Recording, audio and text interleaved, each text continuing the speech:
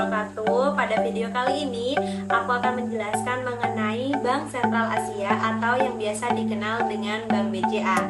Nah, video kali ini aku buat untuk menyelesaikan tugas UTS atau ujian tengah semester dari mata kuliah Financial Market and Institution.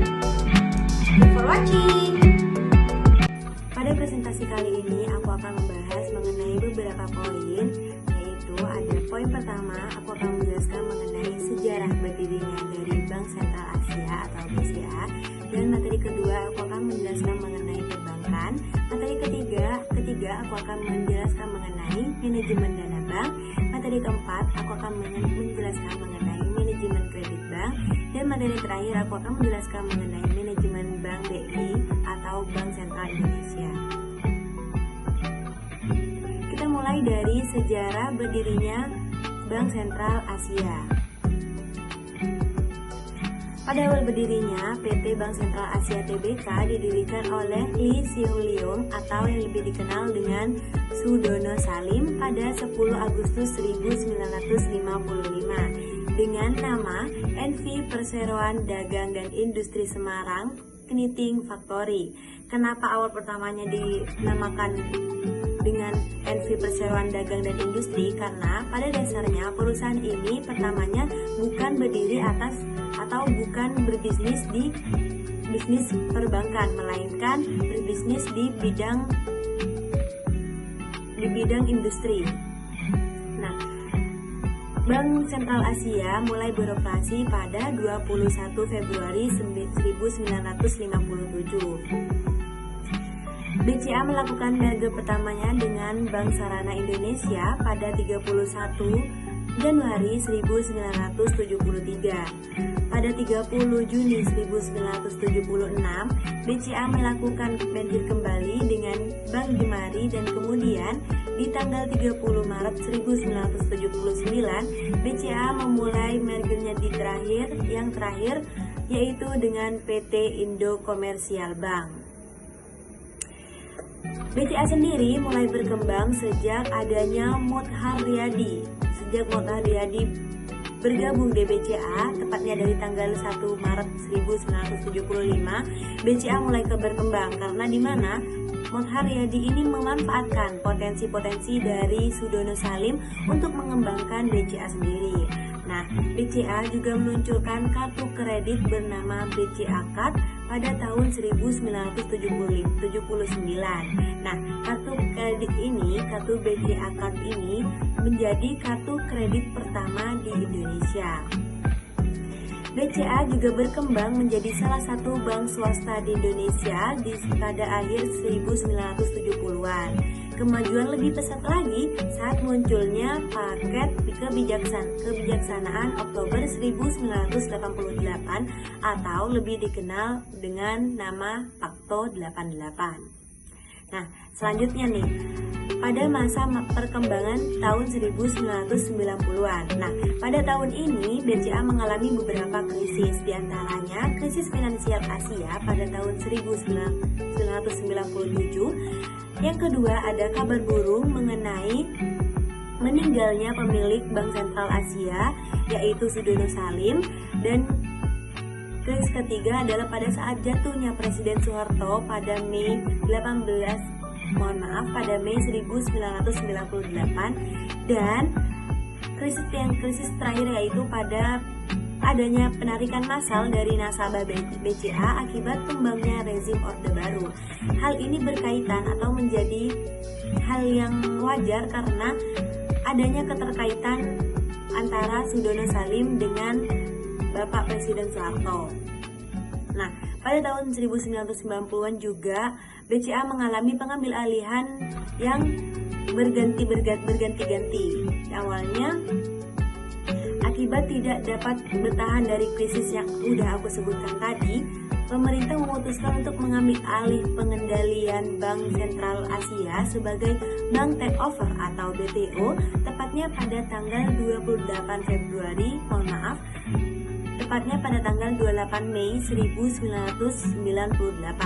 Nah, Sebelumnya, sebelum diambil alih, sejak 25 Mei, BCA emang sudah diletakkan di bawah pengawasan BPPR sebagai bank dalam penyiaran. Dan pada 15 Maret 2022, saham BCA diambil alih kembali atau diambil alih oleh Varindo Investment, di mana saham yang dipegang oleh pemerintah itu dijual kembali atau diinvestasikan kembali.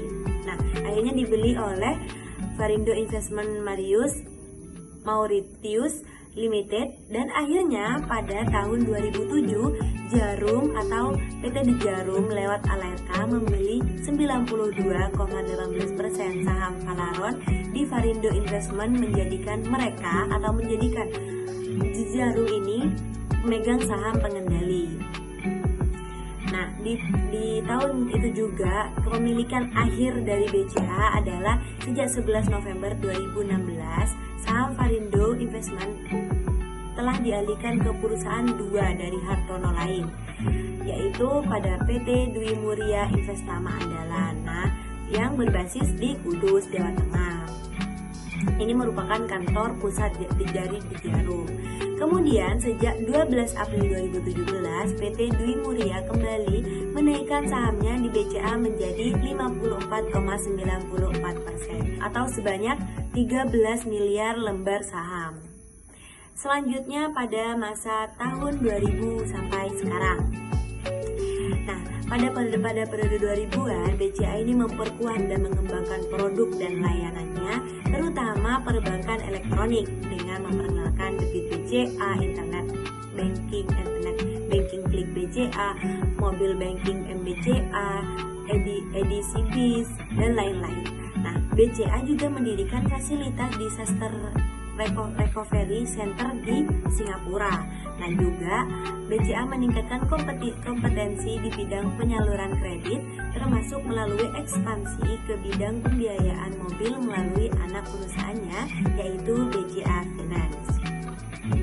Nah, pada tahun 2007 nih, BCA menjadi pelapor dalam menawarkan produk kredit kepemilikan rumah dengan suku bunga tetap. BCA meluncurkan kartu prabayar, flashcard, serta mulai menawarkan layanan weekend banking untuk terus membangun keunggulan di bidang perbankan transaksi. Dan pada tahun 2008 dan 2009 nih, BCA telah menyelesaikan pembangunan mirroring IT system guna memperkuat kelangsungan usaha dan meminimalisasi risiko operasional. BCA membuka layanan soliter bagi nasabah high net worth individual. Dan kini BCA merupakan bank swasta terbesar dan bank terbesar ketiga di Asia. BCA juga merupakan perusahaan bank dengan kapitalisasi terbesar di Asia Tenggara, mencapai 1.000 triliun per tanggal 31 Maret 2022. Perseroan mencatat sebanyak 1.241 kantor cabang dari BCA dan 18.034 ATM dan lebih dari 29 rekening yang tersebar di seluruh Indonesia. Nah, selanjutnya aku akan menjelaskan mengenai perbankan. Di sini aku akan menjelaskan mengenai profil perbankan Bank Sentral Asia. Nah, nama dari Bank Sentral BCA adalah PT Bank Sentral Asia Tbk dengan bidang usaha bank umum, kepemilikan PT Dwi Muria Investama Andalan sebesar 54,94%, masyarakat dengan sebesar 45,06%. Pendirian perusahaan pada tanggal 10 Oktober 1955 dan berkantor pusat di Menara BCA Grand Indonesia, Jalan MH Tamrin nomor 1 Jakarta 10310 Indonesia. Jumlah jaringan sebesar 1.242 cabang, 18.034 ATM dan ratusan ribu EDC. Bursa Efek Saham PT Bank Sentral Asia Tbk dicatat dan diperdagangkan pada Bursa Efek Indonesia.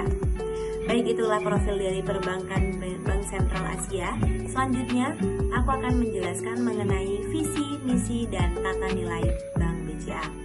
Yang pertama, visi dari Bank BCA. Visi dari Bank BCA adalah bank pilihan utama andalan masyarakat masyarakat yang berperan sebagai pilar penting perekonomian Indonesia. Yang kedua, misi dari Bank BCA.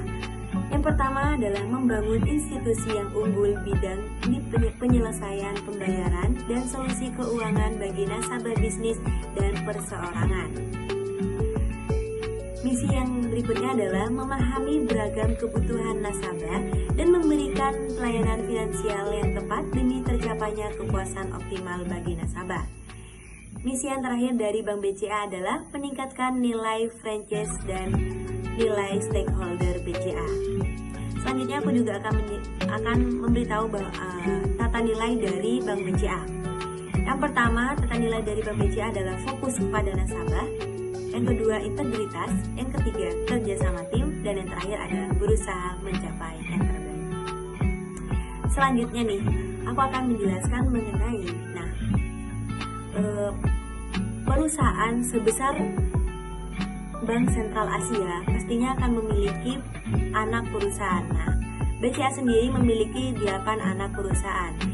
Yang pertama ada BCA Finance dan ada CS Finance, ada BCA Insurance, ada BCA Life, BCA Sekuritas, BCA Syariah, dan Central Capital Ventura. Selanjutnya, produk dan layanan yang ada di Bank BCA. Ada produk simpanan, produk Bancassurance, perbankan elektronik, produk investasi, kredit kartu kredit, layanan transaksi perbankan, layanan cash management, fasilitas kredit, standby LC atau bank garansi, pembiayaan ekspor impor atau trade finance, produk investasi reksadana, fasilitas valuta asing, dan surat kredit berdokumen dalam negeri atau SKBDN atau lokal LC. Jenis tabungan yang ada di BCA, tentunya BCA memiliki banyak jenis, yaitu ada 10 jenis tabungan yang ada di BCA. Yang pertama ada tabungan tahapan ekspresi, tabungan gold, deposito, tahapan berjangka, simpanan pelajar, tapres, tabunganku, dan BCA dolar. Kalau aku sendiri nih punya tabungan simpanan pelajar. Kalau kalian punya tabungan apa di BCA? Masuk kepada materi selanjutnya, yaitu manajemen dana bank. Apa sih manajemen dana bank itu? Nah, manajemen dana bank adalah suatu kegiatan perencanaan, pelaksanaan, dan pengendalian terhadap penghimpunan dana yang ada di bank. Dana bank berasal dari 2 sumber, yaitu sumber internal dan sumber eksternal. Sumber dana bank dari BCA sendiri ada 2, yaitu dari Giro dan Tabungan atau CASA sebesar 77,0% komposisi terhadap total dana pihak ketiga jika dirupiahkan sebesar 642,1 triliun. Nah, sumber lainnya yaitu berada dari sumber dana lain sebesar 23,0%. Selanjutnya, simpanan Giro Bank BCA. Di Giro Bank BCA ini memiliki banyak keuntungan, antara lain yang pertama automatic transfer system, di mana jika ada saldo giro yang kurang untuk didebet, maka dana dapat di top up secara otomatis dari rekening tabungan yang didaftarkan. Nah, yang kedua juga dari keuntungan Giro BCA ada virtual account yang memudahkan identifikasi pembayaran yang diterima. Yang ketiga ada fasilitas cek atau biliet giro untuk memudahkan transaksi pembayaran ke rekan bisnis dan tersedia dalam 11 pilihan mata uang. Selanjutnya ada simpanan tabungan. Nah, seperti yang aku sebutkan sebelumnya, Bank BCA memiliki 10 jenis tabungan seperti tahapan bank, tahapan BCA, tahapan ekspresi, dan lainnya. Selanjutnya ada simpanan deposito. Apa sih simpanan deposito? Apa yang membedakan dari simpanan-simpanan lainnya? Nah, deposito BCA ini adalah instrumen investasi berupa uang yang disimpan di tabungan dalam kurun waktu tertentu mulai dari 1, 3, 6, sampai 12 bulan. Nah, untuk tabungan deposito ini mempunyai 2 jenis. Yang pertama, deposito rupiah, di mana jenis ini menggunakan mata uang rupiah. dan perlu melakukan setoran minimum 8 juta untuk membuka rekening deposito rupiah. Yang kedua, jenis yang kedua ada deposito falas atau valuta asing. Deposito jenis ini menggunakan mata uang asing seperti US dollar dan lainnya.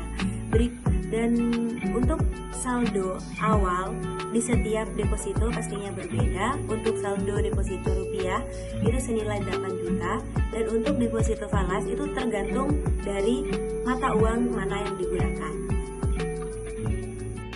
Masuk kepada materi yang berikutnya, yaitu manajemen kredit bank. Apa sih manajemen kredit bank itu? Nah, manajemen kredit bank itu adalah proses pemberian kredit, penetapan persyaratan kredit, pemulihan kredit pada jatuh tempo, dan memastikan kepatuhan terhadap kebijakan kredit perusahaan, di antara fungsi-fungsi terkait kredit lainnya. Nah, untuk di BCA sendiri memiliki jenis pinjaman kredit yang beragam. Yang pertama, ada kredit modal kerja angsuran. Yang kedua, ada pinjaman BCA kredit ekspor. Yang ketiga, kredit lokal. Yang keempat, kredit investasi. Yang kelima, ada BCA Smart Cash. Yang keenam, ada BCA Visa Corporate. Dan yang ketujuh, ada kredit usaha rakyat. Kalau aku sih sehari-hari yang biasa aku dengar adalah kredit investasi dan kredit usaha rakyat. Kenapa? Karena kredit investasi ini mengenai pembangunan.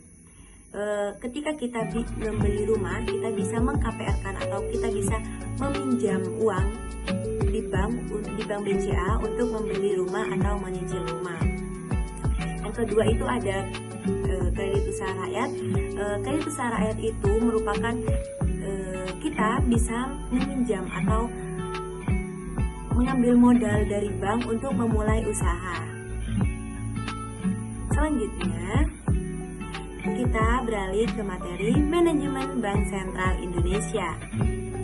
Apa sih yang membedakan Bank Sentral dengan bank-bank lainnya? Apakah sama atau berbeda? Tentunya berbeda, karena Bank Sentral adalah sebuah badan keuangan yang pada umumnya dimiliki pemerintah, serta menjamin agar kegiatan badan-badan keuangan tersebut dapat menciptakan kegiatan ekonomi yang tinggi dan stabil.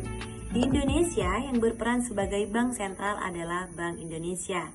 Intinya seperti ini, Bank Sentral adalah induk dari semua bank di suatu negara.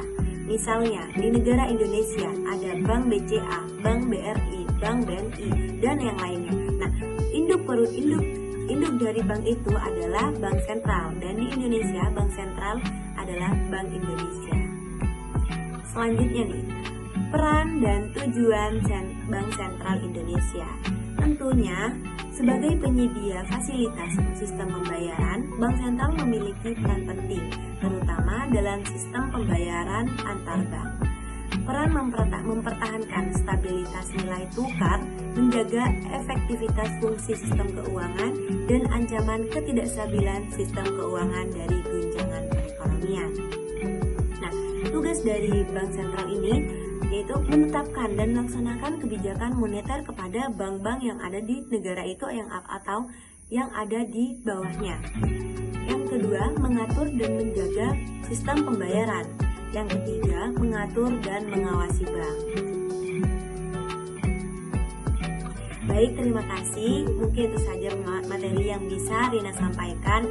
Apabila ada kesalahan, Rina mohon maaf. Semoga materi kali ini bisa bermanfaat buat kalian semua. Thanks for watching.